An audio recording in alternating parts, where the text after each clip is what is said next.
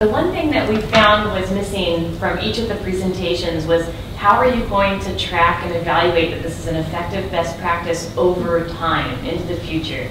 So if you could each take a moment and express what your thoughts are regarding how you're going to keep this best practice moving and growing and progressing into the future, that would be fantastic. So at Children's Aid, Catholic Children's Aid, and it actually was on my slides, but the bird got me at the end.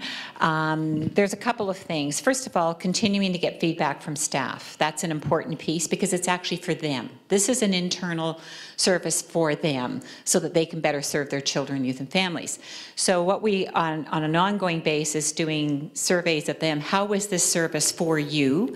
What could have been different? What would you like to see? And continuing to evaluate that.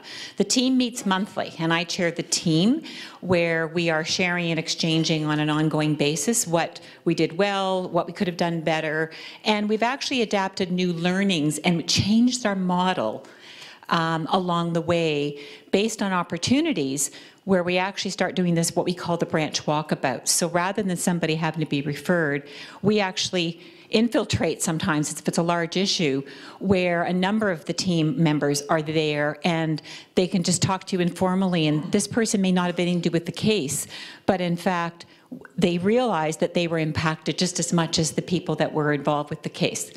Provincially, however, similar to what you were describing, we've sponsored 2 peer support symposiums over the last 4 years, so every 2 years. And this is how the word got out there for other children's aid societies. And part of that is also the sharing our particular model and how we've evolved the model. So no one takes ownership only over one model. We've actually adapted. We continue to do research and continue to send members of the team to various webinars and seminars out there so we can learn other things that other systems are doing. So for instance, the firefighters, the police, they have their own models, you might say, of peer support programs. And they won't all work for us, though. Social workers are a particular breed. But there might be things from there that we can adapt and learn. So we're always bringing those back and forth in the organization. And the last thing is we do have a quality assurance approach to the whole organization and many other aspects. And we continue to look at, from we call it QA perspective, how does this actually make a difference in having healthy workers that are satisfied providing services in a very tough climate. Innovative with respect to how the team has actually evolved. There are other teams out there that, what I just tried to describe, the branch walkabouts, everyone now is saying that's fascinating because it's not in the literature out there that says this is what you do. That we've actually incorporated that, and we are now measuring that, so it gets documented, recorded, etc., so we can get a sense of how many folks we're infiltrating. It may sound like we're taking over, but our whole goal here is to really mitigate the impact of the trauma. We're not going to take it away. We can't change the conditions. So that particular one, we've had very positive feedback, and it seems to be one that is growing more and more and more. So that's, I would suggest, one key unique area that now other CASs are considering, do they adopt that also? Okay. Hello once again. The 2 health sciences. In Curtin and in Canada, because you mentioned the quality assurance and we were asking about the systems, the processes, the procedures, the practices, and you put that back into your quality systems. How did that get, when you do your audits, did the audits reflect that the practices were okay? Were they best practice, or were the auditors giving you feedback about what they found in your new way of doing things? What was the auditor's response, given that it's a quality assurance system? So the peer support team, we've had it in place now for 10 years.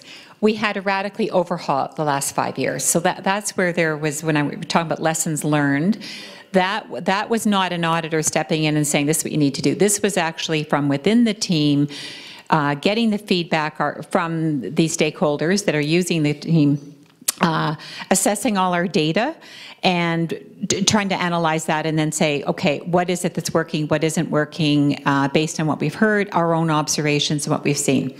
So from there now, we're just rolling that into the QA as a performance indicator. And so the performance indicators in particular have been things like turnover. That's a basic thing that's easy to measure. We've been measuring that all along, and you could see on that scale how it was quite high at the time of the baby deaths, and then how it started to incrementally dip. It went up a bit at the point there were a lot of retirements that year. Like there was a point, and that's part of what we also are going to have. That's not bad turnover. It's just it's a fact of life. So right now we're working with QA then.